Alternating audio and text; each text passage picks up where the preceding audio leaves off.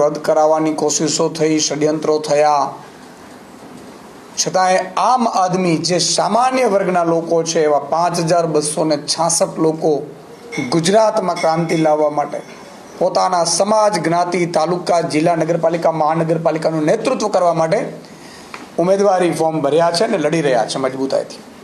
ગુજરાતની જનતાને વિનંતી કરીશ કે એકવાર શ્રાવણના ઉપર ઝાડુ ઉપર વિશ્વાસ મૂકજો અને આ જે ક્રાંતિકારીઓ આટલી બધી આફતો વચ્ચે પણ લડી રહ્યા છે આમ આદમી પાર્ટીના સૈનિકો, એમને સાથ આપજો. મિત્રો, આજે હું અને મારા મહામંત્રી શ્રી સાગરભાઈ રબારી અમે આજે સ્થાનિક સ્વરાજ્ય 2026 માટે અમે જે ગેરંટીઓ આપવાના છીએ, મેનિફેસ્ટો અરવિંદ કેજરીવાલજી અને ગુજરાતની જનતાની ગેરંટી, એ અમે આજે લોન્ચિંગ કરી રહ્યા છીએ. અમે ગુજરાતની જનતાને વચન આપીએ છીએ કે આગામી તાલુકા, જિલ્લા પંચાયત, નગરપાલિકા, મહાનગરપાલિકાઓમાં જે લોકો અમને મત આપી અને વિજેતા બનાવડાવશે. આપને ખ્યાલ હશે કે મહાનગરપાલિકાના ગેરંટી કાર્ડ અમે આપ્યા છીએ, વચન આપ્યા છીએ, અને હવે તાલુકા, જિલ્લાઓમાં આખા ગુજરાતમાં આમ આદમી પાર્ટી લોકોને એ વચનબદ્ધ આપી રહી છે જે અમે પૂરા કરવા જઈ રહ્યા અને ગેરંટી આપીએ છીએ. તો તમામ જિલ્લા, તાલુકા પંચાયતમાં ગ્રામ વિકાસ માટેનું આયોજન આમ આદમી પાર્ટી મજબૂતાઈથી કરશે. ગામ અને તાલુકા પંચાયત દ્વારા રજૂ કરાયેલ વિકાસ કામોને લોકોના હિતમાં ઝડપી અને પારદર્શક રીતે મંજૂરી આપવામાં આવે. અધૂરા રહેલા રોડ, રસ્તા, તાલુકાને જિલ્લાના એટલે કે ડિસ્ટ્રિક્ટના જે જિલ્લા પંચાયત, તાલુકા પંચાયતમાં આવતા જે ખરાબ રસ્તાઓ છે એને મૂળભૂત સુવિધાઓથી સજ્જ કરીને નાના જે ગામડાઓના રસ્તાઓ છે એ રસ્તાઓ અને વાડી વિસ્તારના રસ્તાઓ પણ જે તાલુકાને જિલ્લા પંચાયત અંતર્ગત આવતા હશે એ આમ આદમી પાર્ટી 1 વર્ષની અંદર સત્તા મળ્યાની સાથે પૂરું કરશે એવી અમે ગુજરાતની જનતાને ગેરંટી આપીએ છીએ. મિત્રો, આપે જોયું હશે કે એટલા રસ્તાઓ ખરાબ છે. નેશનલ હાઈવેને એ તો મોટા રસ્તાઓ તો ખરાબ છે, નાના રસ્તાઓમાં પણ ગામડામાં નીકળી નથી શકાતું એવી હાલત છે.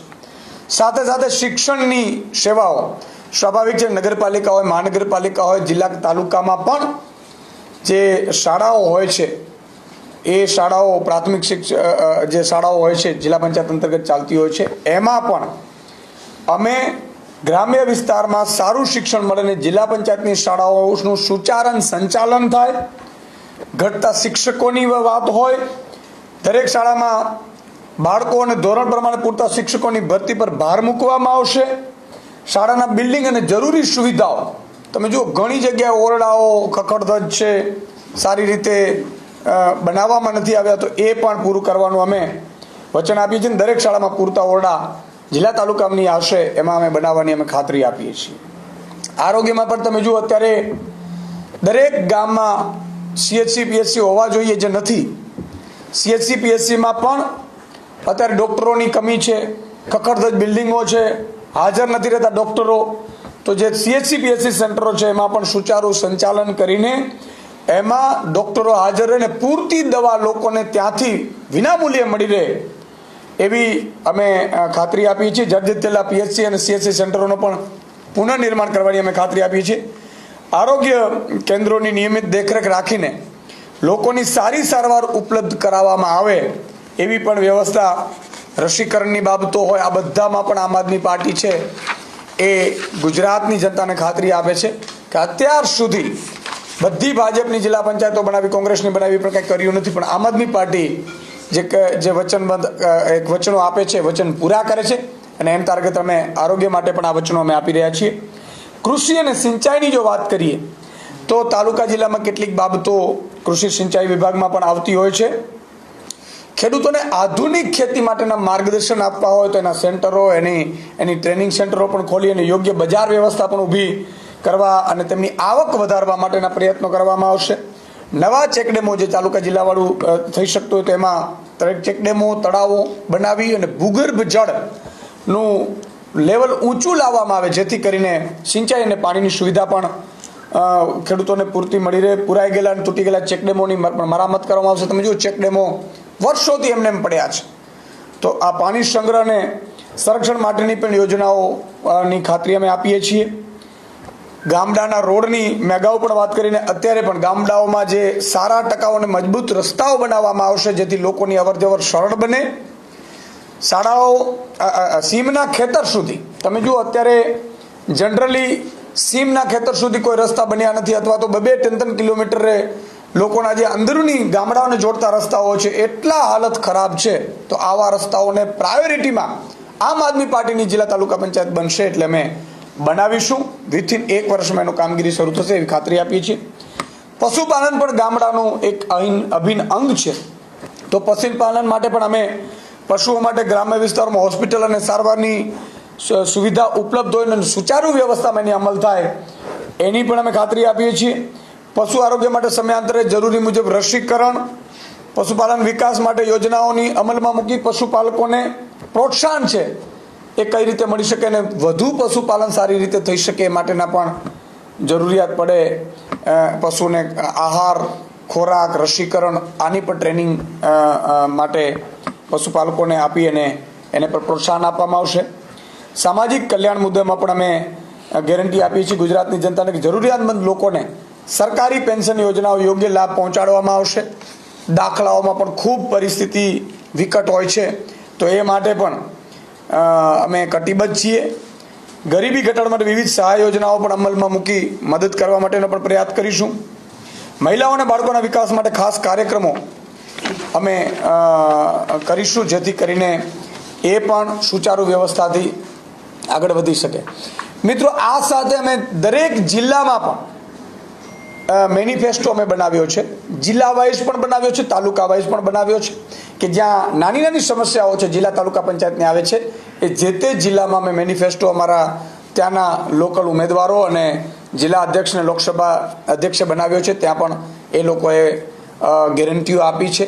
તો ગુજરાતની જનતાને વિનંતી કરીએ છીએ કે આમ આદમી પાર્ટી પહેલી વખત ગુજરાતમાં 5200થી વધારે મજબૂત ઉમેદવારો, જેમાં સામ, દામ, દંડ, ભેદ, કોઈને ખરીદી લેવાનું, કોઈને બેસાડી લેવાનું, કોઈને પોલીસની ધાકધમકી આપવાની, કોઈને રૂપિયાથી ડરાવવાનું, કોઈને ફેમિલીને ડરાવવાનું, આ બધાય પ્રયત્નો બાદ પણ સામાન્ય પરિવારના તમામ જ્ઞાતિઓના લગભગ 5200થી વધુ લોકો ગુજરાતની જનતા માટે, સેવા માટે મેદાનમાં ઉતર્યા છે.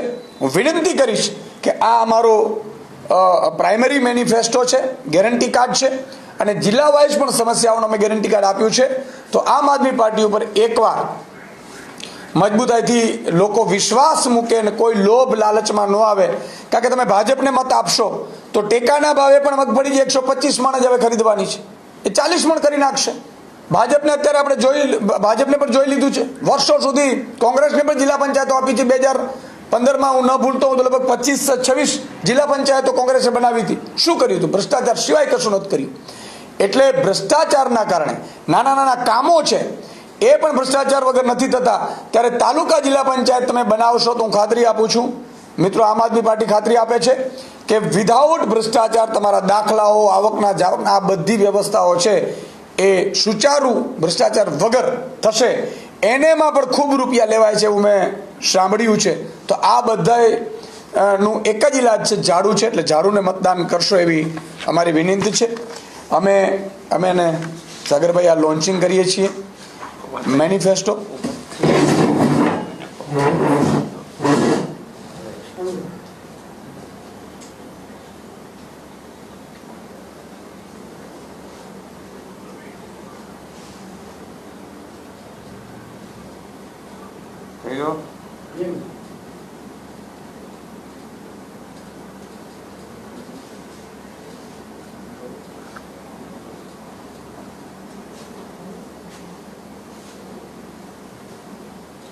પછી તમને પેલું આપી દેવાનું આવશે, બરાબર? ડન, પછી આપી દેજે. કોઈને કાંઈ સવાલ હોય તો હિન્દી ને પૂરી કરી દઈએ. તમે અત્યારે ચૂંટણી ઢંઢેરાની વાત કરી. ગઈકાલથી એક વિડીયો સતત વાયરલ થઈ રહ્યો છે કે આમ આદમી પાર્ટીમાં કાર્યકર્તાઓનો વિડીયો હોવાનું સામે આવ્યું છે. આંગડિયા પેઢીમાં 2 લોકો રૂપિયા લેવા જાય છે અને પોલીસનો દાવો છે કે આ આમ આદમી પાર્ટીના કાર્યકર્તાઓ છે. આપની સ્પષ્ટતા કયા પ્રકારની પ્રદેશના પ્રમુખ તરીકે? આમ આદમી પાર્ટીને એટલો આવકાર અત્યારે ગુજરાતમાં મળી રહ્યો છે. લોકો અત્યારે ભાજપના નેતાઓને ભગાડી રહ્યા છે ચૂંટણી પ્રચારમાંથી. ભાજપ ડરી ગઈ છે. ભાજપ એને એની બી ટીમ ગઠબંધનવાળી કોંગ્રેસ બંને મળીને ચૂંટણી લડી રહી છે અને એની સામે આમ આદમી પાર્ટીના લડવૈયાઓ મજબૂતાઈથી સામ દામ દંડ ભેદથી પણ ડર્યા વગર, તમે જો જેલથી પણ ડર્યા વગર મજબૂતાઈથી ચૂંટણી લડી રહ્યા છે. 28 તારીખના પરિણામો ગુજરાતની જનતાની ભવિષ્ય માટે સારા આવી રહ્યા છે. એટલે ભાજપ ખૂબ ડરી ગયું છે. એટલે ભાજપ છે એ આવા ચૂંટણી સુધી આવા ષડયંત્રો ચાલુ રાખશે. તમે જુઓ, અહીંયાથી આમ થયું ને અહીંયાથી આમ થયું ને કોઈ સીસીટીવી આપી દે ને. હું કહેવા માગું છું ભાજપને કે આટલા બધાએ તમે પ્રયાસો આમ આદમી પાર્ટીને કચડવા માટે કરો છો, આમ જનતાને કચડવા માટે કરો છો, એટલી જ જો કામગીરી તમે પ્રજાની સેવા કરી હોત, લોકોના કામો કર્યા હોત તો આ દિવસો તમારે જોવા ન પડત. અત્યારે લોકો તમને ધિકારે છે. વોર્ડમાં ઘૂસવા નથી દેતા, તાલુકામાં ઘૂસવા નથી દેતા, જિલ્લામાં ઘૂસવા નથી દેતા. એટલા માટે તેને આ વિવિધ હથકંડાઓ તમે અપનાવો છો. ગુજરાતની જનતા બેખૂબી જાણે છે આમ આદમી પાર્ટી અત્યારે સામાન્ય લોકોની પાર્ટી છે.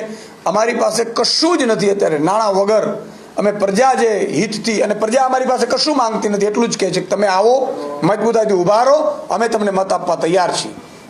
અચ્છા ઈશુદાસભાઈ, ગઈકાલે આ મામલે ગૃહમંત્રીએ પણ નિવેદન આપ્યું અને તેમણે પણ સત્તાવાર રીતે કહ્યું છે કે આ આમ આદમી પાર્ટીના કાર્યકર્તાઓ હતા પ્રજાને આખો ધૂળ નાખવાનું કામ કરે છે.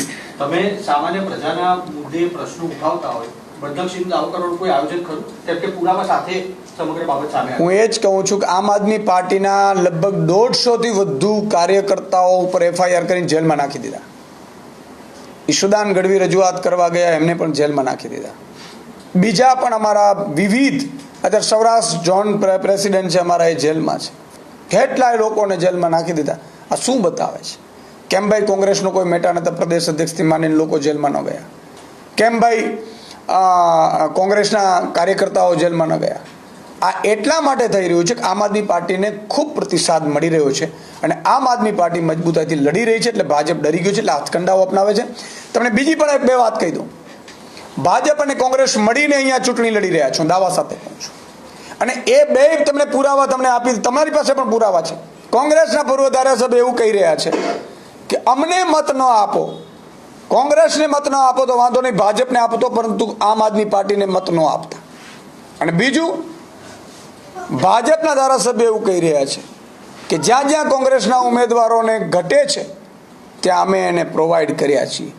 અને અમારી સામે સેંકડો એવા દાખલાઓ છે કે જ્યાં ભાજપના નેતાઓ કોંગ્રેસમાં ઉમેદવારો પ્રોવાઈડ કરીને અત્યારે ચૂંટણી લડાવી રહ્યા છે.